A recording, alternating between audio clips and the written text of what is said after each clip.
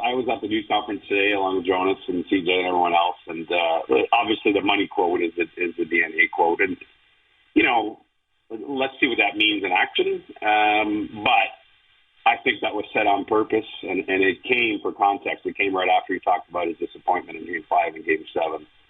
I also think that he's in a position now to actually do something about it, not just because obviously Marner may force the issue anyway in terms of changing the DNA, but because Shanahan's gone. And listen, on the one hand, Tree Living was crushed when Brendan Shanahan was let go. Those two had forged a really close relationship. And I think it took Brad Tree Living a few days to get his headspace in the right place because of that. But after meeting with Keith Pelley, and the one thing about where Tree Living is now is that this is his team more than ever. And he does not have the loyalty factor to the Shanahan plan or to anyone involved in the past. He can make this team whatever he wants, and forcibly he's going to have to anyway. Well, so Pierre, perfect segue.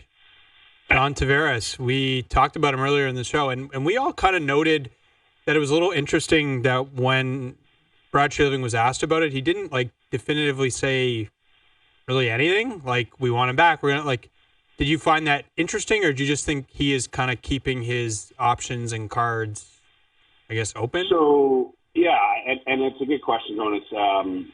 I actually clarified that with Brad Treliving after the news conference, and he did not mean that he wasn't interested in signing John Tavares.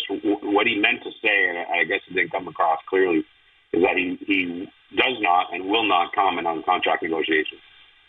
So I think Lamoriello. I think he got misconstrued, and I clarified that with him after. He was not commenting either way on where this was headed with Tavares and Marner.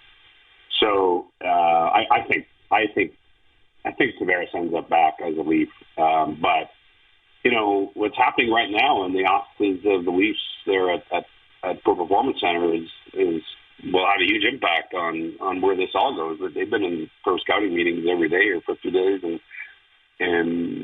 Tree Living was in those meetings before today's news conference. He went back in them after today's, and they're looking at every single possibility around the league. They're putting up trade targets on the whiteboard. They're looking at life after Marner, if that's what happens. They're looking at what number works for Tavares, or if they can't sign him, how to replace him. They're going through all those machinations as we speak. Well, all the four of us around this hit here. Yeah, so I guess, ultimately the DNA conversation, in your opinion, or based on what you just said, is that simply Marner then?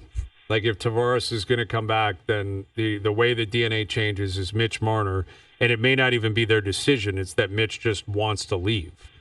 So what does that accomplish in the end if, Marner's the only guy that goes and Tavares returns and a lot of the core players are back? I believe you said earlier today Morgan Riley's not going anywhere. He's not going to waive. Yeah. He's not going to waive, so I guess they're not even going to bother asking him. Listen, Marner leaving is significant. I'm not downplaying that. If that happens, if he walks, that's huge. He's been here for 9 years. He's a big part of the culture that they've built here. But in your opinion, Pierre, is that enough? Like, would that basically would that allow you to look back on what Tree Living said today and give him the check in the box and say, okay, accomplished that? I would say let's re-examine this in September when we're all back from shooting 64s every day in our golf case, because I think by the end of these scouting meetings, I think the Leafs are going to have a pretty aggressive game plan. I don't know what it looks like yet because they don't know. They're going through all the machinations right now. I don't think Marner potentially leaving is the only thing. I think the Leafs are getting involved in a lot of trade discussions to try and impact what they have here, is my thought. And again, I think a lot of that is because there's an acknowledgement from Brad Tree Living that as improved as this team was this year from last year, I think it really was under Craig Berube, it's still not good enough. And it's, one of the acknowledgments from Tree Living today, and I got to be careful I'm not reading too much into it, but I don't know what you guys think. He can't live in the fact that he's only been here 2 years and Craig Berube has only been here 1 year. Like, in vacuum, losing to 7 to Florida, heck, the Leafs might have ended up giving Florida the toughest step by the time this is all done, these playoffs. Let's see. But that's not what this is about. If that was good enough, ownership wouldn't have fired Brendan Shanahan. This is about 9 years of DNA. to get back to DNA. And I think what Tree Living talked about today, to me, was the strongest I've heard him yet, acknowledging the playoff scarring and what transpired before he got here. I think he was worried about going there before because he was new and was trying to gain the trust of these players and so on. I think today he's basically saying, okay, I get it. I'm with you guys on this now.